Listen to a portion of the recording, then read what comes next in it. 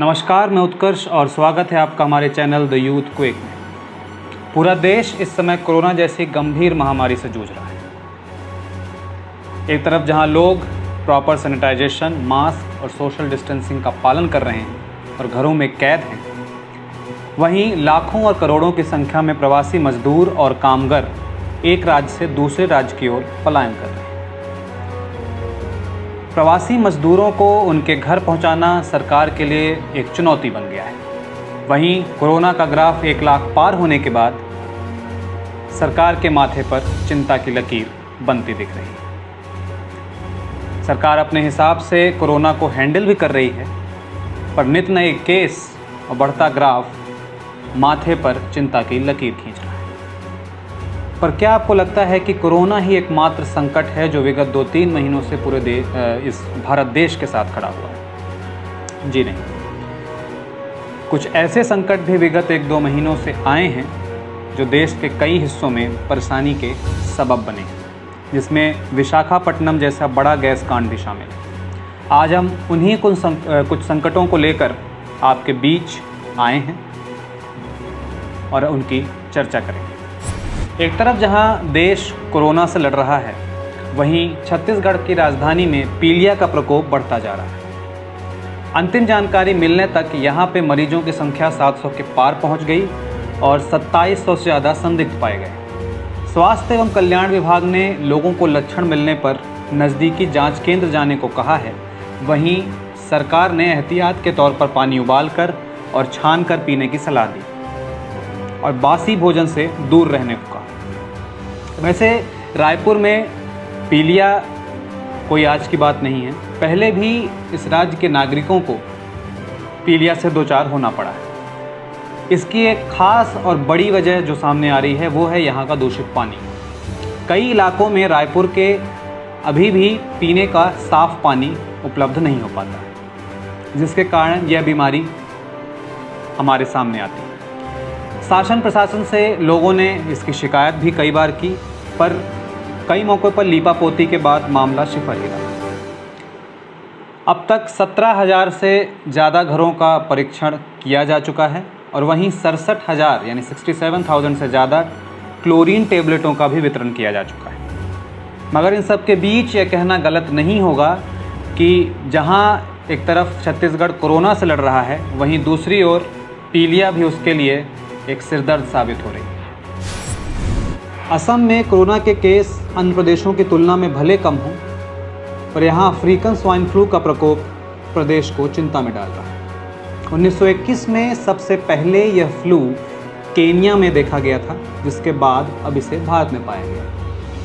हालांकि स्वास्थ्य एवं कल्याण विभाग ने यह स्पष्ट किया है कि फ्लू से इंसानों में कोई संक्रमण अब तक नहीं आया है, मगर जानवर विशेष में सूअरों में यह तेजी से फैला है और अब तक 13,000 मौतें सूअरों के असम में हो चुकी हैं। इस प्रकोप को देखते हुए असम के सीएम सर्बानंद सोनोवाल ने आवश्यक दिशा निर्देश दिए। उन्होंने कहा कि वेटनरी विभाग और फॉरेस्ट विभाग को नेशनल पिग रिसर्च सेंटर के साथ काम करना होगा। वहीं सूअरों के आसपास रहने की जगहें को सैनिटाइज करना और प्रॉपर साफ सफाई का ध्यान रखा गया है। हालांकि इंसानों में संक्रमण अब तक न मिलने पर सरकार कुछ राहत की सांस जरूर ले सकती है, पर सूअरों को एक कैरियर के रूप में भविष्य में माना जा रहा है। हालांकि स्वाइन फ्लू के इस प्रकोप को देखते हुए अभी तक राज्य में इसको लेकर कोई वैक्सीन या दवा का आविष्कार नहीं हुआ है, पर यह स्वाइन फ्लू आगे चलकर अगर इंसानों में फैलता है तो कोरोना के साथ असम को 2 बीमारियों से लड़ना होगा। मध्य प्रदेश के ग्वालियर में रोशनी घर रोड स्थित 3 मंजिला इमारत में सुबह तकरीबन 9:30 बजे आग लगने की सूचना मिली। लोगों से पूछने पर पता चला कि आग शॉर्ट सर्किट की वजह से लगी और तफ्तीश से जानने पर पता चला कि यह आग तब और विकराल हो गई जब ये ऑयल पेंट के संपर्क में आई। फिर तो न आग ने आगे देखा न पीछे और 2 मासूम बच्चियों समेत 7 लोगों को मौत के आगोश में ले लिया। घायलों को पास के आरोग्य अस्पताल में इलाज के लिए भर्ती कराया गया। वहीं शासन प्रशासन को इसकी सूचना दी गई।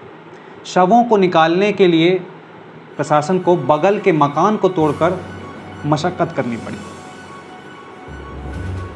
इस पर मध्य प्रदेश के सीएम शिवराज सिंह चौहान ने गहरा शोक व्यक्त किया। आंध्र प्रदेश के विशाखापट्टनम में ग्वालियर की तरह ही सुबह का वक्त, पर तड़के सुबह जब तक लोग संभल पाते, गैस का रिसाव इतनी तेजी से फैला कि 1000 से ज़्यादा गांव प्रभावित हो गए। इसमें 11 लोगों को अपनी जान गंवानी पड़ी। बताया जाता है कि गैस का असर इतना तेज था कि किसी को कुछ भी सुध ही नहीं थी। हर जगह लोग बेसुध होकर गिर रहे थे। वहाँ मौजूद जानवर भी बड़ी संख्या में मौत के शिकार हो रहे थे। जानकारी पर पता चला कि वहाँ एक कृत्रिम रबड़ बनाने के लिए उस गैस का उपयोग हो रहा था, जिस दौरान ये गैस लीक हो गई। हालांकि आंध्र प्रदेश ने, वहाँ की सरकार ने आवश्यक दिशा निर्देश और एक्शन लेने की बात कही है, मगर इन सब को देखते हुए हमें 1984 के भोपाल गैस त्रासदी की याद ताज़ा हो जाती है। 20 मई को 190 किलोमीटर प्रति घंटे की रफ्तार से एम्फान तूफान ने पश्चिम बंगाल और ओडिशा में दस्तक दी। हालांकि इस तूफान को लेकर पहले से ही अलर्ट जारी हो गए थे, सुरक्षा एजेंसियां हरकत में आ चुकी थी। एम्फान तूफान ने जब पश्चिम बंगाल और उड़ीसा में के तटीय इलाकों में अपना असर दिखाना शुरू किया,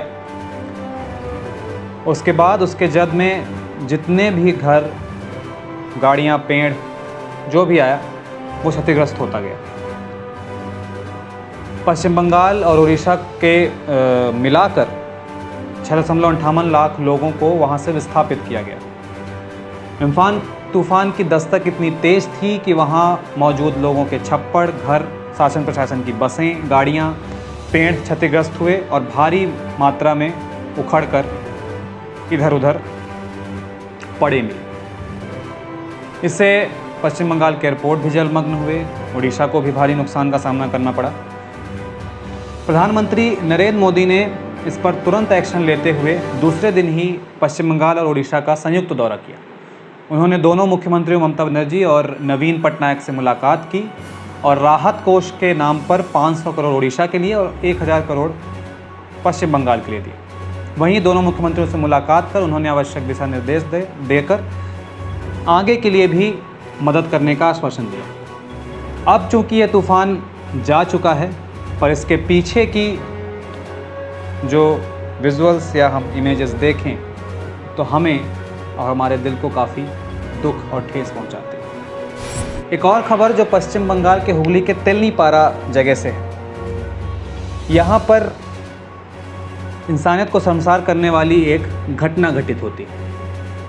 पूछने पर पता चला कि यहाँ 40 से 50 हिंदू परिवारों का पलायन हो चुका है और तफ्तीश से जानकारी लेने पर हमें पता चलता है कि यहाँ पर कंटेनमेंट जोन से एक समुदाय के लोगों ने दूसरे समुदाय के लोगों पर हल्ला बोल दिया।